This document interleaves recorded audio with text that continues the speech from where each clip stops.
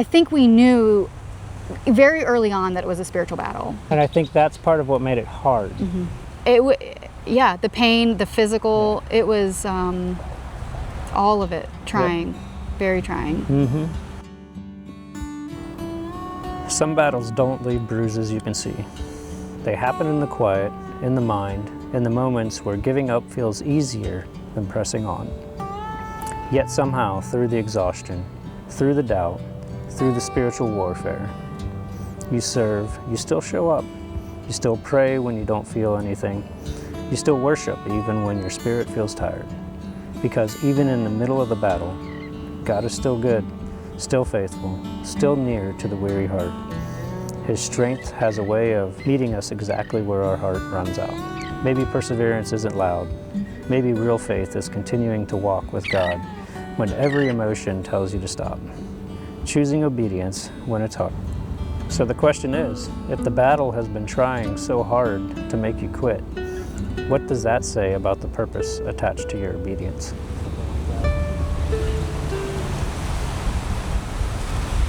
So May and June were all about confirmation, and we want to share with you July through October. We're going to be a little raw because July through October carried different weights. It carried different emotions. It carried different experiences and things that we weren't really expecting as we journeyed up to North Carolina. So we're going to be really real with you because we think that that's important, and we want you to just know the journey that we're on, the ins and outs, ups and downs, goods and bads, and all the things, because that's important, and God is good through all of it. So yeah, we rolled up into Elizabeth City and parked out at the park where some of the boats are at down on the seawall there, and we were excited. It was exciting to be up there, exciting to see everybody and spend time with everybody. And the first couple weeks, I would say were just that. They were exciting. We were getting plugged in, doing a lot of stuff, just visiting and playing with everybody, going and doing some boat projects with some friends' boats and helping them get some stuff done. And then it just like a weird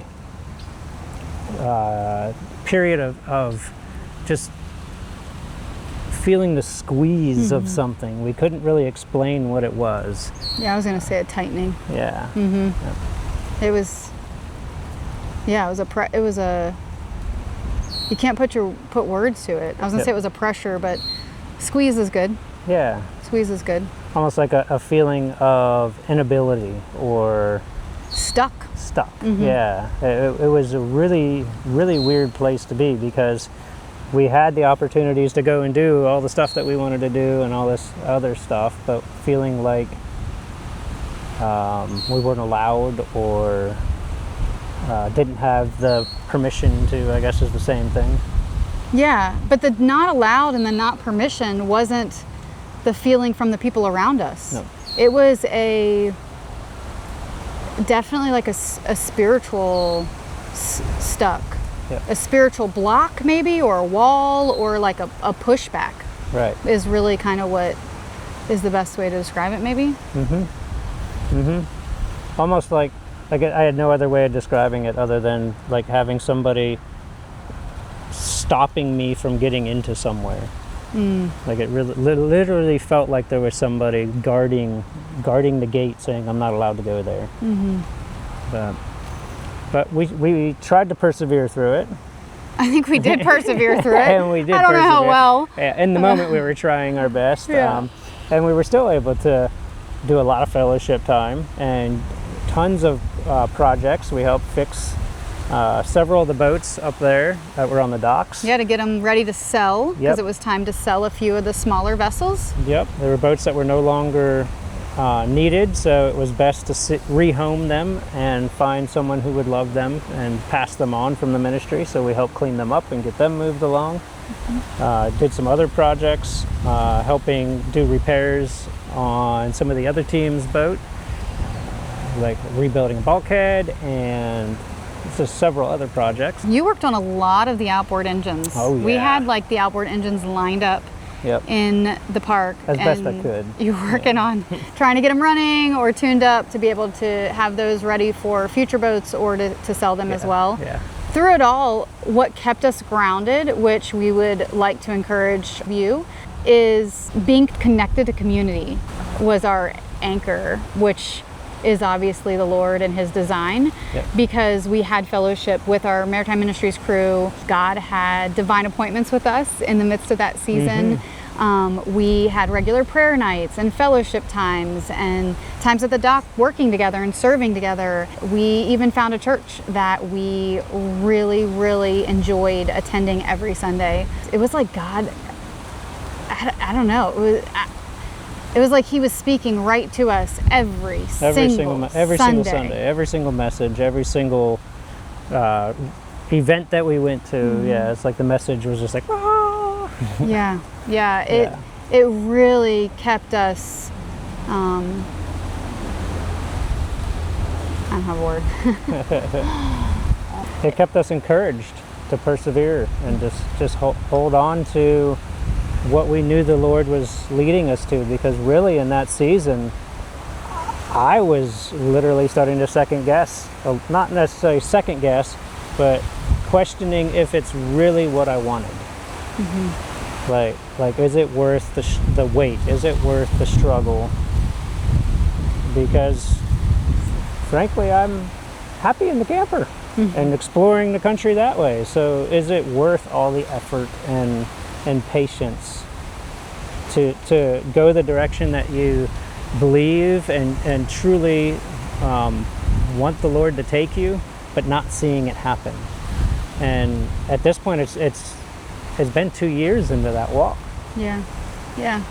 I think it was definitely a time of watching you wrestle through that, because for me, I believe the Lord has guided and directed every step through this entire journey, from getting the camper to surrendering to going and all the things that he's had us to do, and then directing us to the water and the ministries that he introduced us to on the water and the involvement that we've had in those.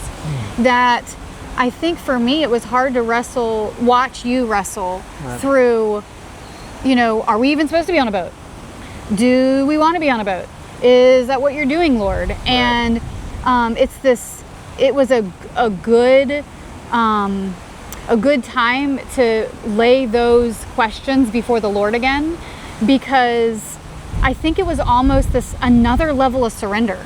Yep. Like it was even though it was hard and it was warfare. I mean, it was a battle, because there were even levels of like lack of wanting to do anything, like why are we here, what are we doing? And we knew that the fellowship was important, and we knew that our hands were being put to work. But when you feel like you're going nowhere, the serving is to bless others and to bless you in the midst of it, but I can't explain it. It just felt like it was going nowhere. And it makes no sense because it's all up here. It was. It's a battle in your mind. It was absolutely a battle of the mind. Yeah. And when we went to church on Sunday and fellowshiped with that group, it was like they were talking about the battle of the mind. They were talking about our thought patterns. They were talking about holding thoughts captive. They were talking about spiritual warfare and fighting the enemy. And when God calls you to something, and persevering and, believing, the stake that God's put in the ground and all those things. And we're like, yes. So through the week, it was like, oh. And then Sundays were like, okay, like we could stand a little taller. Yeah. And so it was a constant like week after week after week of that. And it just really wore us down. Yep. It really wore us down. It was crazy because it was even what we were sensing and feeling in the spiritual ways that were manifesting physically. Like we would describe the way that we were feeling as though like our bodies were covered in spiders, and there's literally spiders everywhere there. You go down to the docks to get on a boat and it's covered in thousands of spiders. And I'm like, this is exactly how I feel like every day. Is it icky? I was dealing with this endless sinus colds, which I haven't dealt with for over 20 years, but bam, it was like every 2 weeks I just had this nasty sinus cold and headaches and feeling like everything was attacking me and trying to eat me. Literally, like a giant grill closed on me while I was loading it to do a cookout, and it about broke my back. Yeah, And we were it's helping like, at a friend's fundraiser, and he was cooking burgers on this massive tow behind grill. And next thing I know, he's coming in just fuming because the grill closed on him. And thank the Lord that it wasn't lit yet, and thank the Lord that he had enough adrenaline, that rage, to be able to get that thing off of him. But the pain, the physical, it was all of it trying, very trying. Which made it that much harder to feel it physically and mentally, and not even understanding what the heck was going on. Trying to fight and figure out how to fight. I think for me, I had different struggles. I had different things that I was fighting. I was more kind of concerned and praying and pressing in for him because of the wrestle that I could see, I could observe going on in him with just the questions and the physical things that were frustrating. It was like almost like you can't get a break, you know? Yep. And it was unexplainable. Like, we were in a place that was beautiful, that boats were around, we could get on whatever boat we wanted to go sail. We had people that we loved to fellowship with. Our kids had friends to fellowship with. Like, there was no explanation for it, none. And so I'm in this seat, like, fighting and warring in the spirit realm. I think we knew very early on that it was a spiritual battle. Like, very, very early on, it was a spiritual battle. Yeah. But I think it was hard. And I think that's part of what made it hard, because I'm the kind of person that'll grit my teeth and I'll fight and I'll push hard against it. But that wasn't working. It didn't work at all. It actually made it worse. But even though I'm still like struggling and trying to figure out how to fight this battle, good things were popping up all around us still. Which could have made it a little even more rough on me, because I'm like, everybody else is like, things are going great. Why am I over here in like, woe is me land? I was able to meet a young adult at a worship night. It was a sweet, sweet time chatting with her. We exchanged numbers, and I went and had coffee with her a couple times, and she came to the camper, and heart for missions and ministry work, and it was so sweet to be able to have that interaction and pour into her a little bit. And then there was another young family that were also sailors, and they had just moved to Elizabeth City. And so we got to connect with them. Her kids got involved with some of the things that our kids were involved in, and got to go do coffee with her too. So the Lord ordered definitely time for me to get away and kind of mingle with some young ladies during that time. He knew what my heart needed, as I'm also trying to war for Tim and for us and our family and what God's doing.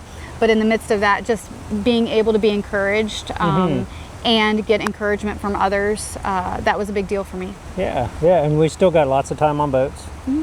The kids learned a lot. We taught them, a lot of the things to do with one of the boats up there. We went out on it regularly, at least one day a week. We went down and went through the systems and taught them the systems on it and stuff, and they were loving it. They were having fun with that.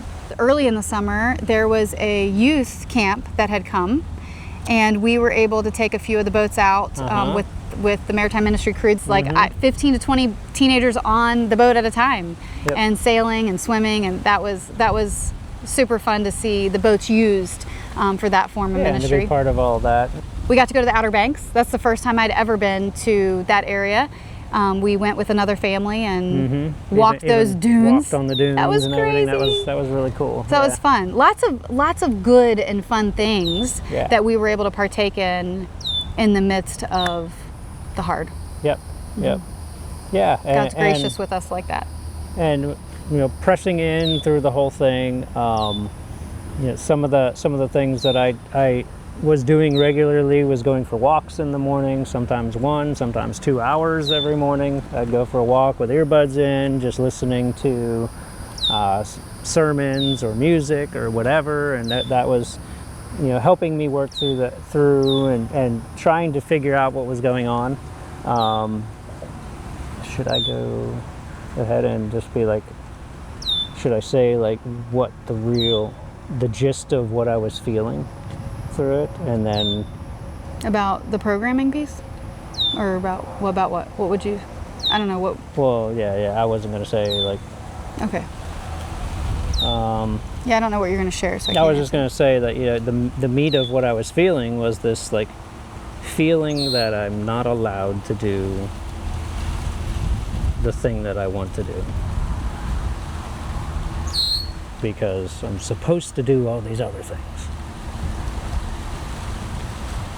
But the Lord saying that I have to do, that if I don't do the things that I want to do, then I'm doing the things that I need to do, or I'm serving Him in vain, basically, because I'm doing it out of spite. Or obligation. Obligation, right. That I have to take care of myself and not like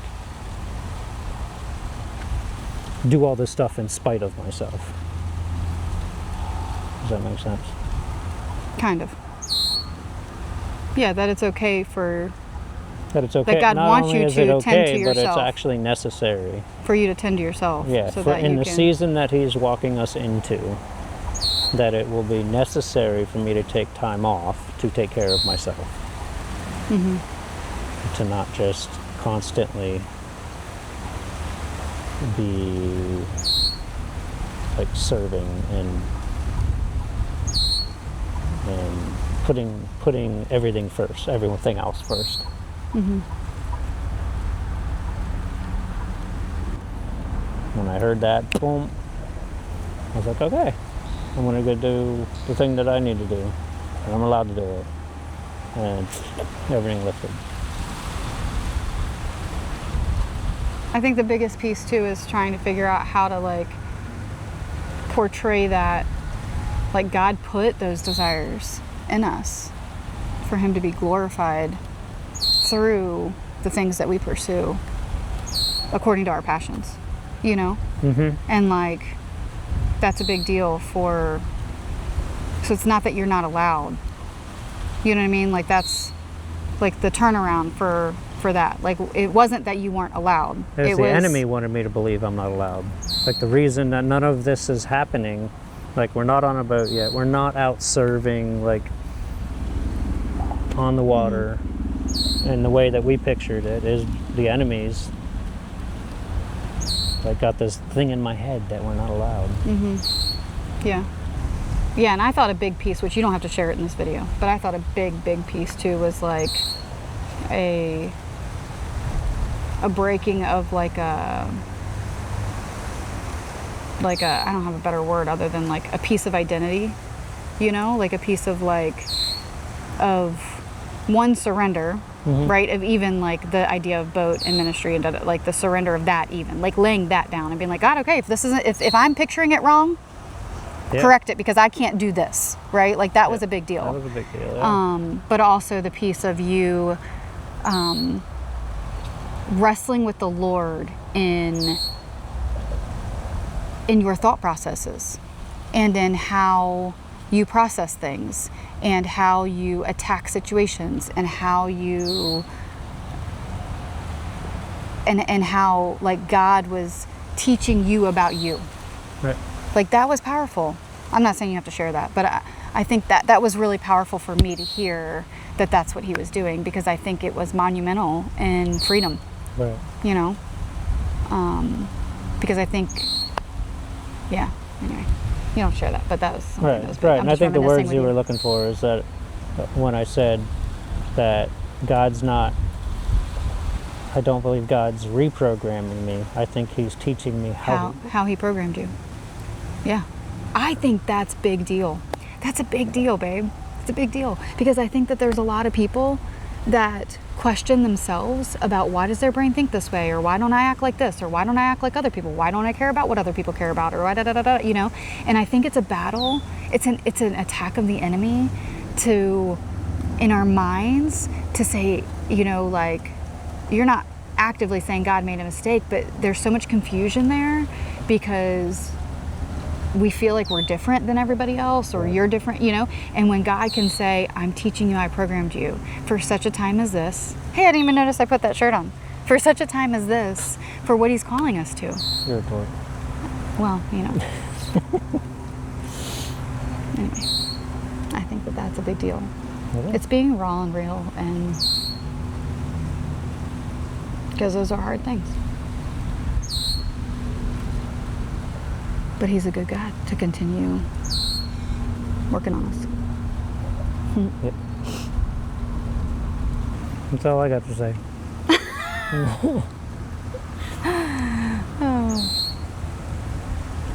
So I guess we'll leave you with a few things. One, our hearts to be available continues, and our hearts to serve continues. Yep. In the midst of it, we still need to hear the voice of God in the midst of our serving, so that we can obey and we can do it with honor to Him. Yeah. But perseverance and spiritual warfare, it's really real. And be encouraged, because when there's an attack, there's work that God is doing, because He's bringing us through something. He's breaking something off of us. He's teaching us more about Himself. He's teaching us more about ourselves. There's purpose behind every battle. Yep. And if we just persevere, He is faithful to bring us out on the other side. Stronger, more resilient. more resilient, yep. And with more weapons in our tool bag to fight.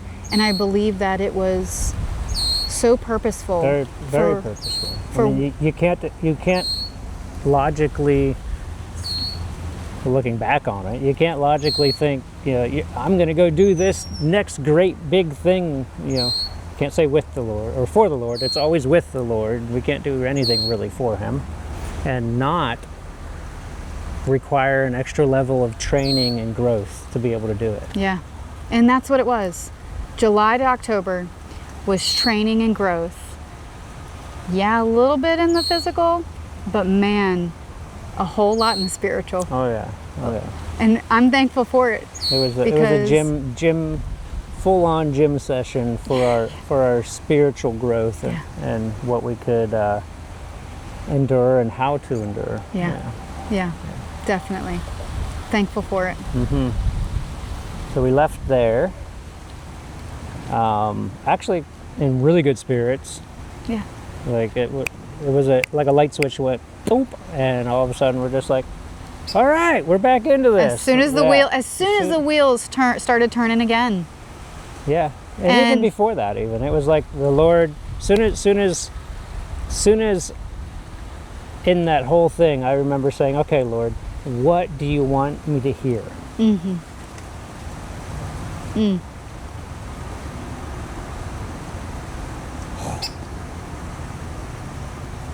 But there is no sweeter place. Right. There is no sweeter place than to say that before the Lord. Because that's what our good Father wants to hear, is that we want to hear from Him. Yep. And He speaks.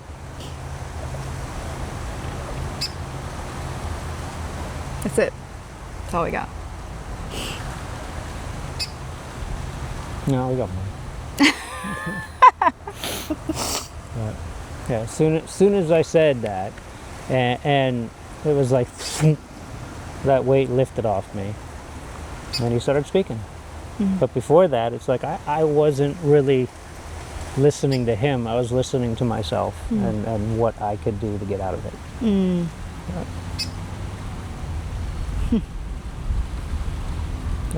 good. Yeah. But yeah, it's right after that. Then the timeline just kind of worked out that we had to leave there. And we're going to talk about that Next time. All right. Now I'm done. Okay.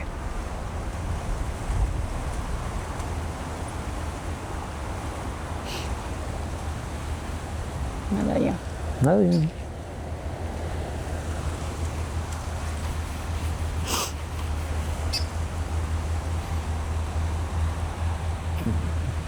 Next video is fun. For such a time as this.